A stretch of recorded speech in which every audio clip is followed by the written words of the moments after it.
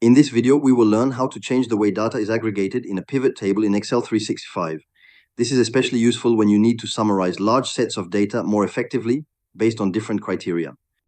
After creating a pivot table, you may want to modify how the data is calculated or displayed to better suit your analysis.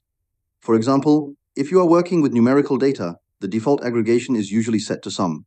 However, you can easily change this to other types of calculations, depending on what insights you need. To do that, go to the Value section of the pivot table.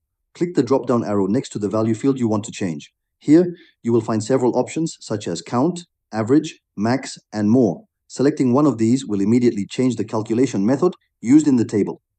This gives you the flexibility to adjust the summary format according to the needs of your report. Additionally, if you want to analyze the data from a different perspective, you can drag a field-like region into the rows area. This allows you to break down the data by region and count or sum other values accordingly. For instance, placing region into rows and adjusting the value field to sum will help you see the total for each region clearly. You can also filter the data in the pivot table to compare different segments more easily. By changing the structure and the aggregation method, your analysis becomes more dynamic and tailored to specific goals. Mastering these simple steps will make your work in Excel more efficient, especially when dealing with complex or large data sets that require various ways of summarizing the information.